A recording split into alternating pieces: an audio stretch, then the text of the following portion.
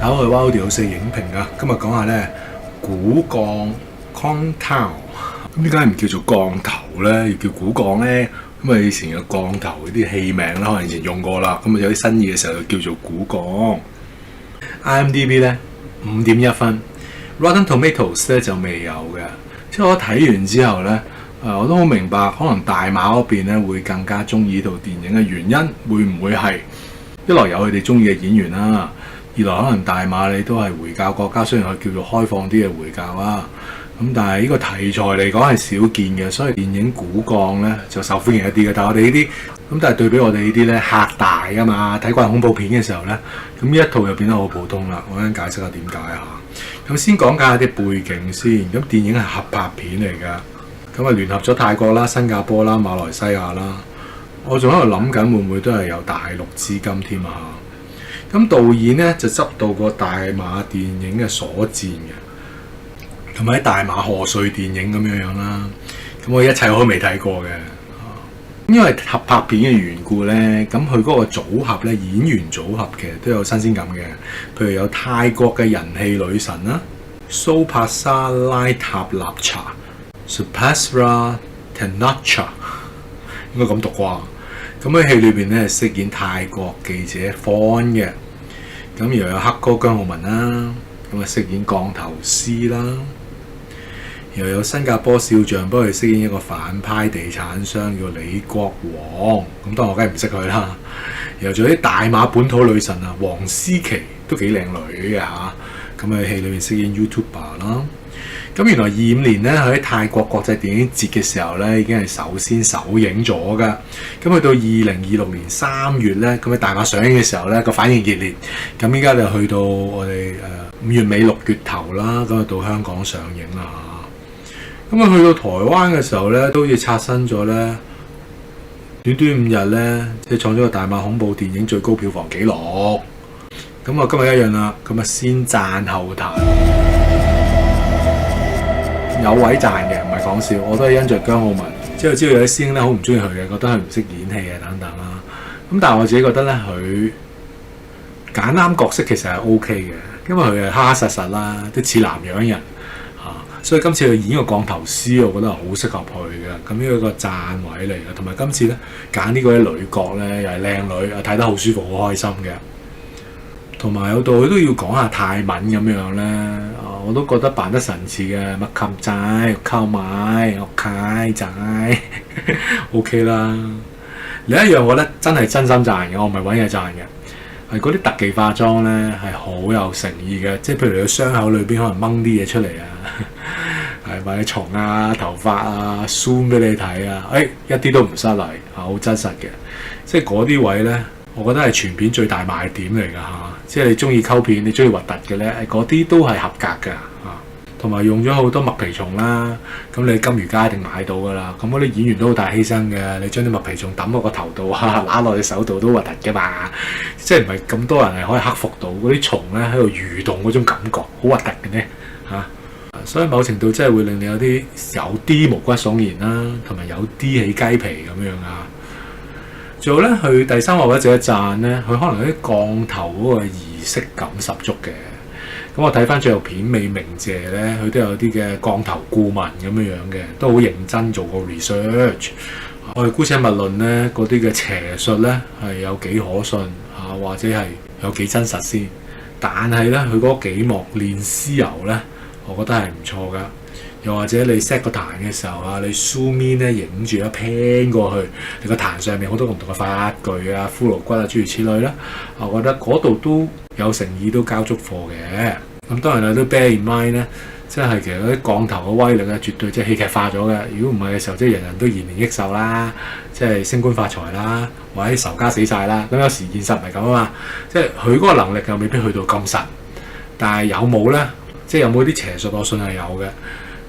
簡單舉一個例子啫。譬如你聖經講到咧，出埃及記嘅時候咧，法老嗰啲嘅術士啊，同阿摩西鬥法嗰度咧，摩西將手上嘅杖抌落地變蛇啊嘛，嗰班術士照樣做到噶。你諗清楚喎，支杖死物嚟喎，抌落地變蛇喎，好恐怖嘅一個黑魔法嚟嘅喎。去照做到。只不過咧，聖經再記載咧，摩西嗰啲杖變嘅蛇咧，就吞咗啲法老術士嗰啲嘅蛇啫嘛。咁我用呢一個咧係側面咁樣係印證翻咧當中一啲嘅黑魔術啊、黑魔法啊、邪術咧，其實你唔好諗住一定係假嘅，分分鐘係堅㗎。咁當然啦，咁究竟人係信神啦定係信鬼咧？人係怕神定係怕鬼咧？好多時候人都係會選擇咗係信鬼同埋怕鬼咯，就唔信神同埋唔怕神嘅。不過我哋翻嚟嘅時候咧，講少少彈，多多趣，可能都唔係少少彈啊。如果俾到5分，咁第一樣我覺得要彈嘅係咧，我覺得整體咧電影嗰個嘅架構有齊㗎啦，有㗎啦。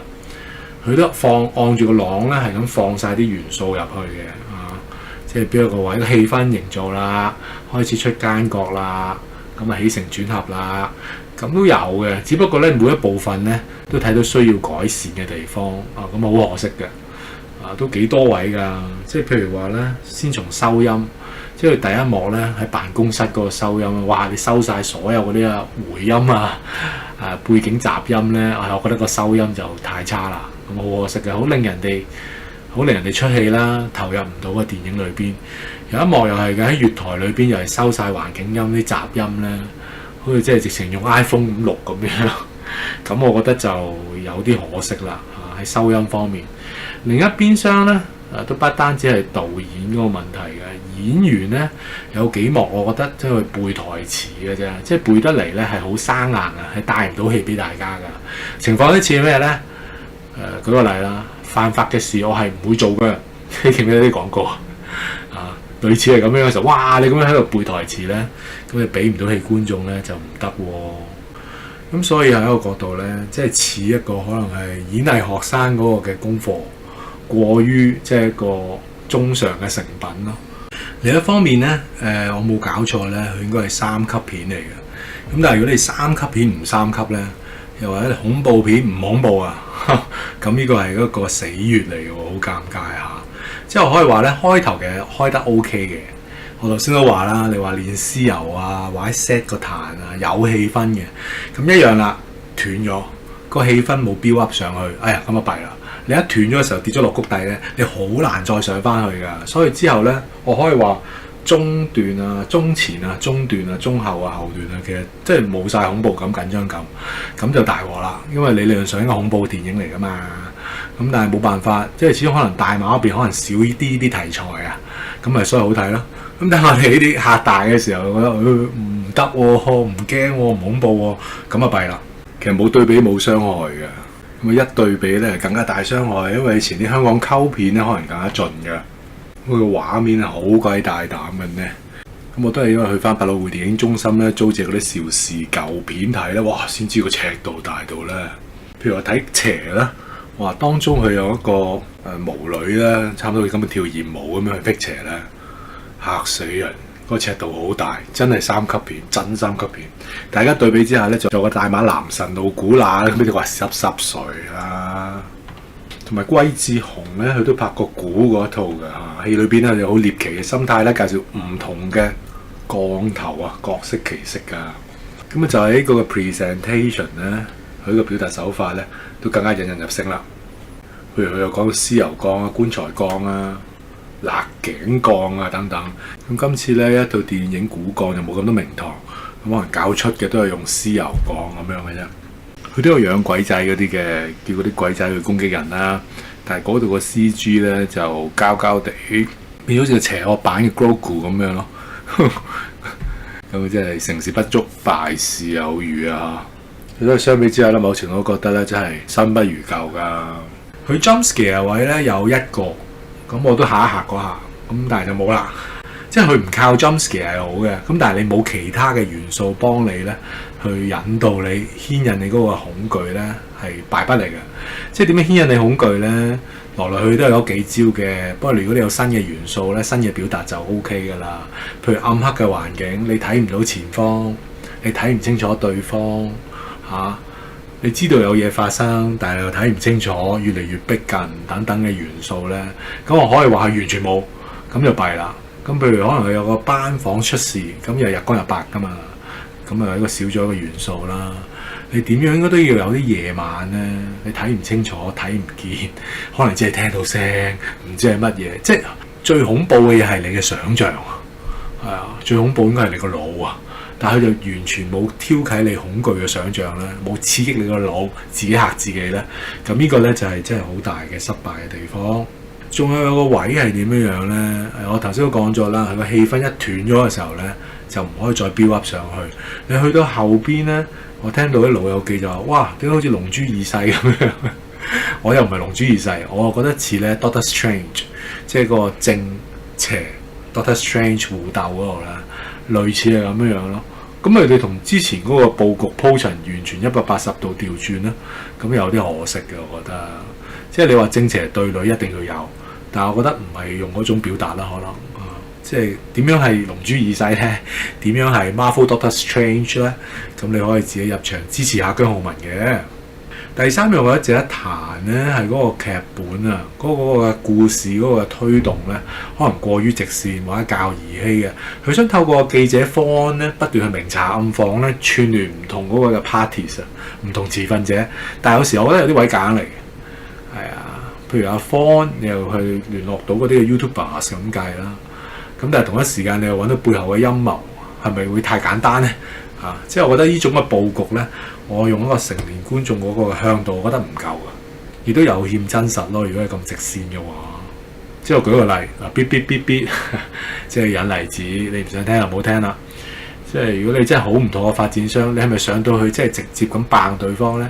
我覺得應該冇乜可能。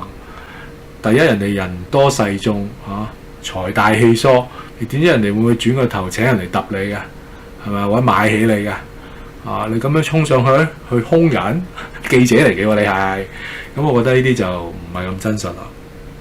同埋，如果個故事咁直線嘅時候咧，咁你個解謎元素咪變得好簡單咯，係嘛？即係冇乜特別嘅峰迴路轉位嘅，因為順其自然啦。隨住個時間咧，個真相就會顯現咁樣咯。咁就會唔得喎，咁樣太簡單咯喎。咁所以點解我會俾到5分咁樣啦嚇？做第四樣，我覺得係個大壇位咧，就係姜浩文咧嗰個定位嘅。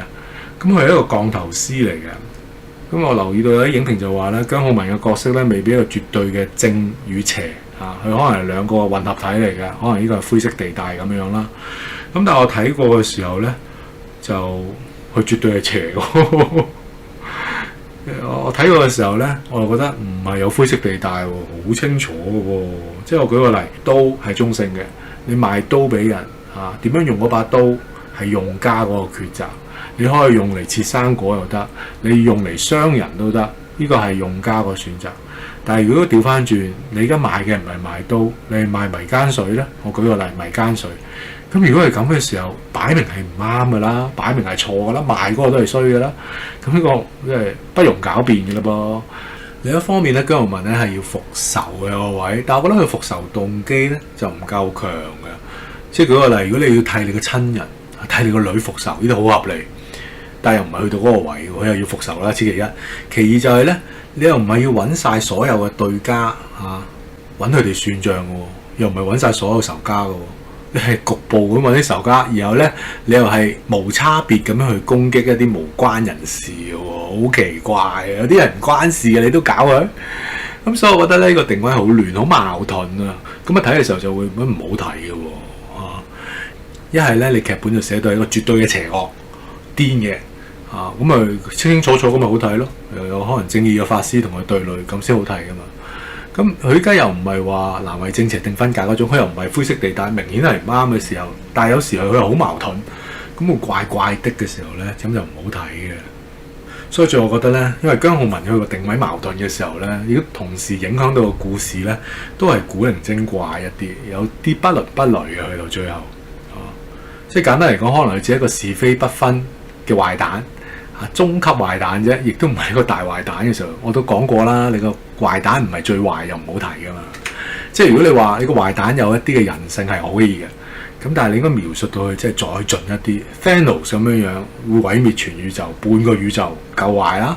但係同一時間佢係偏愛佢嗰個嘅契女，咁我覺得咁樣寫法即係壞蛋佢都有柔情一面，咁咪 OK 咯。咁但係而家又唔係咁嘅時候咧，好怪咧。所以總括而言咧，個大馬古鋼咧，呢個合拍片係有佢新鮮元素嘅，有佢嗰個突破嘅。但係整體嚟講，因為有太多地方需要改善嘅時候，我覺得有啲可惜。其實如果譬如嗰個劇本去強調嗰個蠱毒咧，即係將所有嘅毒物抌落嗰個罌度嘅時候，即係勝者為王啊嘛，嗰個嘅就係毒中之毒咯。可能抌毒蛇啊、蠍子啊、乜都得，即係蜈蚣啊抌晒落去，最後個 last survivor 嗰個應該係最毒嘅。咁呢個就係個蠱。即係不單止用呢個蠱毒啦，去描述呢個東洋邪術啦。咁同一時間咧，其實呢個蠱毒可能應用喺唔同嘅中小型公司裏邊啊、大公司裏邊都有嘅。可能個老細唔視你係人啊，即係等你哋班人打餐打死，你呢個位啊，等你爭到死為止啦，勝者為王啊嘛嚇。可能咁樣形象化一啲嘅時候咧，嗰個蠱毒就唔會只係流於表面啦。甚至係更加有劇力啦，會更加多嘅角力啊，更加多嘅對立面咯。咁但係依家即係個故事有時可能係太直線、太順理成章咁發展嘅時候咧，就冇乜劇力可言啊，爭好遠啊。最慘就係頭先都講咗，你恐怖片唔恐怖嘅時候，哎呀咁就唔夠喎。起碼我覺得即係我哋嚇大呢啲咧，就一定唔夠恐怖，甚至唔恐怖嘅。如果你歡迎成個分享咧，請 like、share 同 subscribe，多謝各位，拜拜。